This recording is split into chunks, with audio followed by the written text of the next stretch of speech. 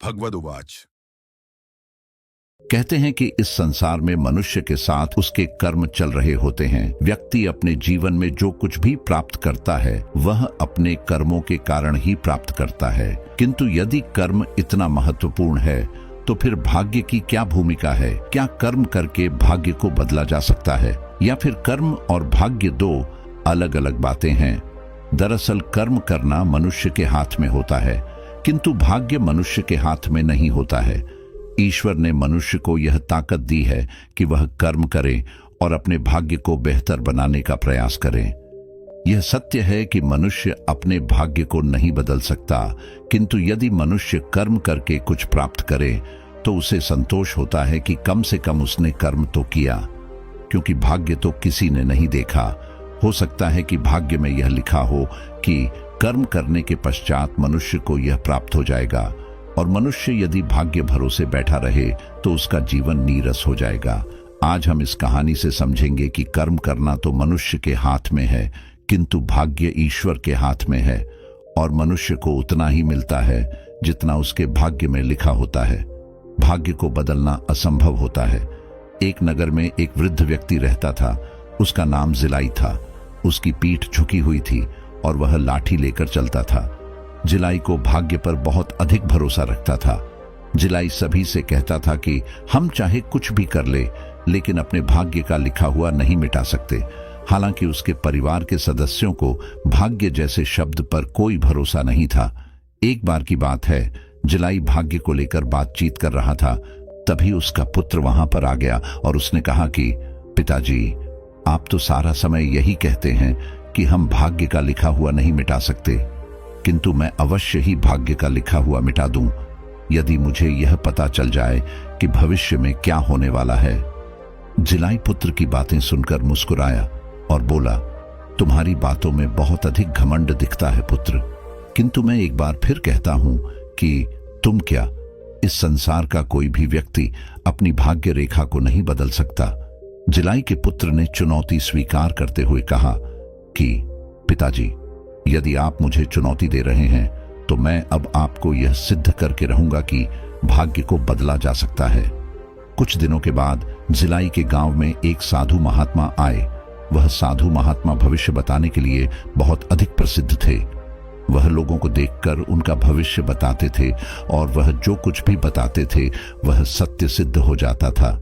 जिलाई अपने पुत्र के पास आया और बोला, पुत्र, गांव में एक साधु महात्मा आए हैं जो भविष्य बताते हैं। चलो उसे साधु महात्मा के पास चलते हैं और पूछते हैं कि तुम्हारे भाग्य में क्या है। पहले उसका पुत्र साधु महात्मा के पास जाने को तैयार नहीं था। वह बार बार कहता था कि पिताजी, मुझे भाग्य पर भरोसा नहीं है, किंतु पिता के बार बार कहने पर आखिर वह साधु महात्मा के पास जाने को तैयार हो गया। जिलाई और उसका पुत्र दोनों साधु महात्मा के पास पहुंचे। जिलाई ने साधु महात्मा से प्रार्थना की, यह मेरा पुत्र है, कृपया करके इसके हाथ देखकर इसका भाग्य बताइए। साधु महात्मा ने जिलाई के पुत्र के हाथ देखे और कहा कि अगले साल तुम्हारी मृत्यु हो जाएगी, क्योंकि तुम्हारे हाथ में जीवन रेखा बहुत छोटी है। यह सुनकर जिलाई और उसका पुत्र दोनों स्तब्ध रह गए। आगे साधु महात्मा ने बताया कि उसकी मृत्यु के कारण स्वयं उसका पिता होगा। साधु महात्मा की बातें सुनकर जिलाई और उसका पुत्र दोनों घर आ गए। जिलाई के पुत्र के कानों में साधु महात्मा की बातें गूंज रही थीं। वह बार बार सोच रहा था कि मेरी मृत्यु का कारण मेरे पिता होंगे और मुझे इस घटना को होने से रोकना होगा। मैं अपना भाग्य बदल दूंगा और अपनी मृत्यु को ही टाल दूंगा। जिलाई के पुत्र के मन में बहुत सारी बातें चल रही थीं। आखिरकार अपनी मृत्यु को टालने के लिए उसने एक भयानक निर्णय लिया। उसने अपने पिता का अपहरण कर लिया और उन्हें दूर ले जाकर एक कमरे में बंद कर दिया। वह कमरा तभी खोला जाता था जब उसके पिता को भोजन की आवश्यकता होती थी। जिलाई मन ही मन सोचता था कि यह किस प्रकार का पुत्र है जिसने अपनी मृत्यु के डर से अपने पिता को कैद कर लिया है। किंतु जिलाई यह जानता था कि भाग्य का लिखा हुआ मिट नहीं सकता। उसका पुत्र लाख प्रयत्न कर ली, किंतु आखिरकार यदि उसके भाग्य में अगले साल मृत्यु लिखी है तो वह जिलाई के कारण ही हो जाएगी। इस प्रकार जिलाई को कैद हुए 10 महीने बीत चुके थे। जिलाई का पुत्र सोच रहा था कि इतने समय में कुछ भी नहीं हुआ, जल्द से जल्द 1 साल का समय बीत जाए ताकि वह अपने पिता को सिद्ध कर सके कि उसने आखिरकार अपनी मृत्यु को टाल दिया और अपने भाग्य का लिखा हुआ मिटा दिया। एक दिन जिलाई के पुत्र को राजा के यहाँ से संदेश आया कि राजा ने उसे तुरंत उपस्थित होने का आदेश दिया है। जिलाई का पुत्र जैसे ही राजा के पास पहुंचा, राजा ने उसे कैद करने का आदेश दिया। इस पर जिलाई का पुत्र स्तब्ध रह गया। उसने जब राजा से अपने अपराध के बारे में पूछा, तब राजा ने बताया कि वर्षों पहले उसके पिता ने महल में चोरी की थी, और आज जब राजा को याद आया कि बरसों पहले जिलाई में चोरी की है, तब राजा ने जिलाई को ढूंढने की कोशिश की। इस पर पता चला कि जिलाई फिलहाल कहीं पर गायब है और उसका कुछ पता नहीं चल रहा है। इस कारण राजा ने निर्णय लिया है कि जिलाई के अपराध की सजा उसके पुत्र को दी जाएगी। जिलाई का पुत्र बेहद सोच में पड़ गया। अब वह अपने पिता को कैसे आजाद करे? तो हो सकता है कि साधु महात्मा की बात सच हो जाए और उसके पिता उसकी मृत्यु का कारण बन जाए। किंतु यदि वह अपने पिता को आजाद नहीं करेगा तो भी तो राजा उसे दंड दे रहे हैं, इस कारण उसकी मृत्यु हो सकती है। दोनों ही परिस्थितियों में जिलाई के पुत्र की मृत्यु थी। आखिरकार राजा ने उसे कैद में डाल दिया और अब से 1 महीने बाद उसे फांसी की सजा सुनाने का आदेश दे दिया। उसके पिता ने बस हो पहले चोरी की थी, किंतु आज उसे फांसी की सजा मिल रही है। अंततः उसकी मृत्यु का कारण उसके पिता होंगे। जिलाई का पुत्र जेल में बैठे बैठे सोचने लगा कि अब उसके पास कोई रास्ता नहीं बचा है। लगता है उसके पिता की बात सच होने वाली है कि भाग्य का लिखा हुआ कोई नहीं मिटा सकता। कैद में पड़े जिलाई को जब वहां पर सुरक्षा कर रहे व्यक्तियों से पता चला कि 1 महीने बाद जिलाई के पुत्र को फांसी की सजा मिलने वाली है, क्योंकि जिलाई में बरसों पहले राजा के महल में चोरी की थी। इस पर जिलाई को बहुत दुख हुआ। एक पिता का कर्तव्य निभाते हुए वह अपने पुत्र को उसे अपराध की सजा पाते हुए कभी नहीं देख सकता था जो उसके पुत्र ने कभी नहीं किया। जिलाई ने निर्णय लिया कि वह कैद से भागकर राजा के पास जाएगा और अपने पुत्र को निर्दोष साबित करेगा। साथ ही राजा के सामने यह सिद्ध करेगी कि उसने चोरी की है, इसलिए दंड भी उसे मिलना चाहिए, ना कि उसके पुत्र को। एक दिन जिलाई सुरक्षा कर रहे व्यक्तियों को चकमा दिया और वहां से भाग गया। जिलाई भाग के राजा के दरबार में पहुंचा और उसने राजा के सामने अपना अपराध स्वीकार किया और कहा कि उसके पुत्र को छोड़ दिया जाए। राजा ने जिलाई की बात मानते हुए उसे कैद कर लिया और उसके पुत्र को जाने की आज्ञा दे दी। पुत्र जब अपने पिता से मिला तो उसने कहा कि आप तो मेरी मृत्यु का कारण बनने वाले थे, किंतु यहां तो आप मेरी रक्षा कर रहे हैं। देखा मेरा भाग्य किस प्रकार पलट चुका है। मेरे भाग्य में लिखा था कि मेरी मृत्यु आपके हाथों होगी, किंतु आप तो मेरे जीवन का कारण बन रहे हैं। उम्मीद करता हूं कि अब अपने भाग्य पर विश्वास करना छोड़ दिया होगा। इतना कहकर जिलाई का पुत्र वहां से चला गया और जिलाई को आखिरकार फिर कैद में जाना पड़ा। इसलिए उसे फांसी की सजा न देकर कुएं में धकेल दिया जाएगा, ताकि उसने कई वर्ष पहले जो चोरी की थी उसका दंड उसे प्राप्त हो सके और प्रजा के लोग भी उसे दंड पता हुआ देखकर चोरी जैसा अपराध दोबारा ना करें।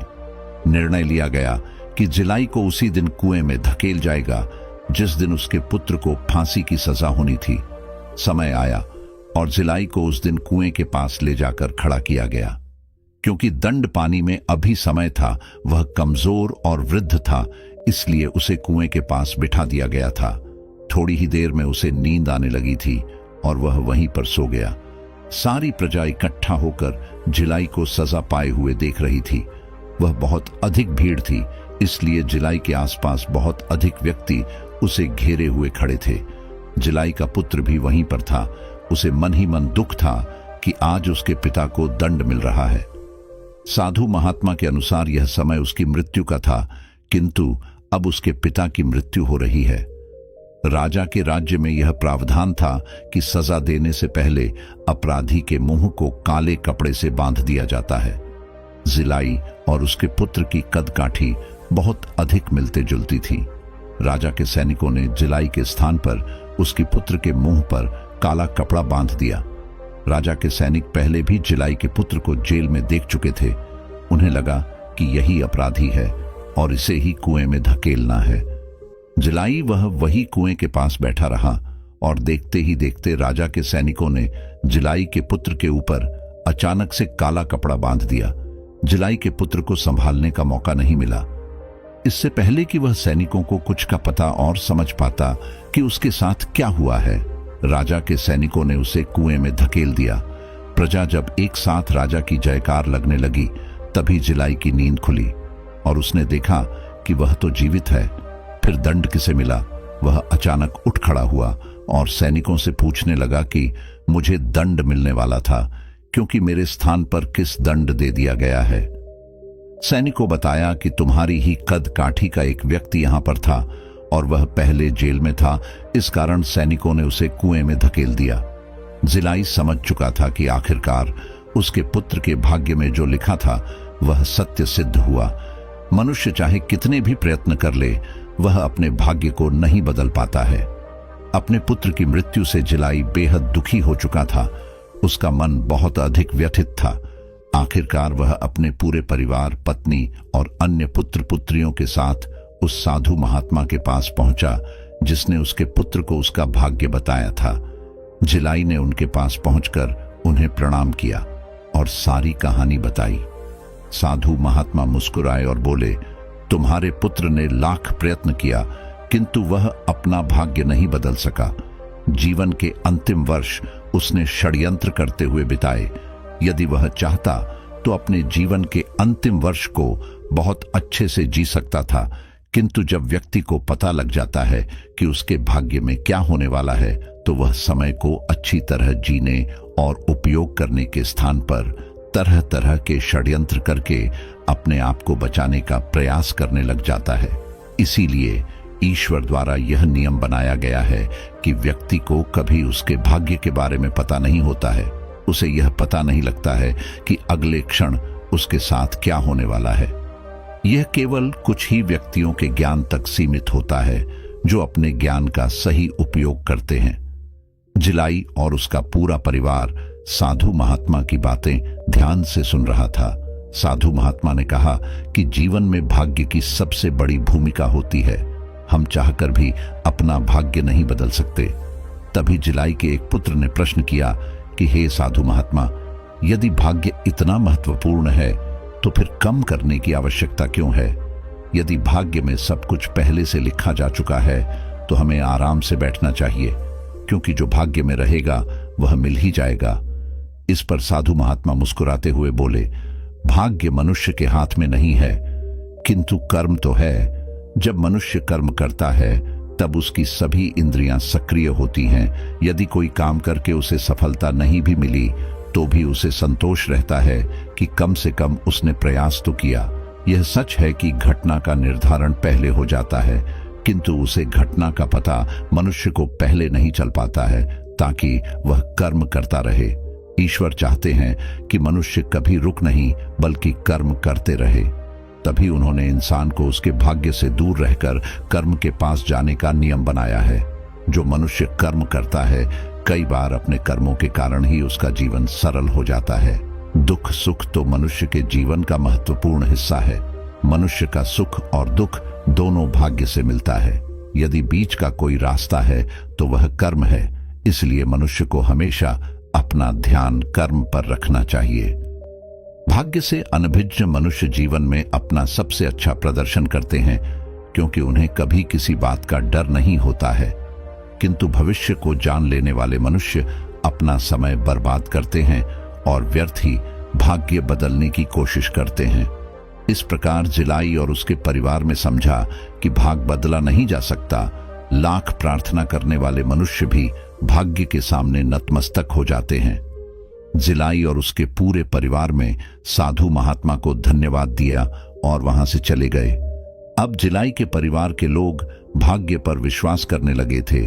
उन्हें पता था कि भाग्य जीवन में सबसे अधिक महत्वपूर्ण है, किंतु भाग्य की चिंता न करते हुए उन्हें अपने कर्मों पर ध्यान देना चाहिए।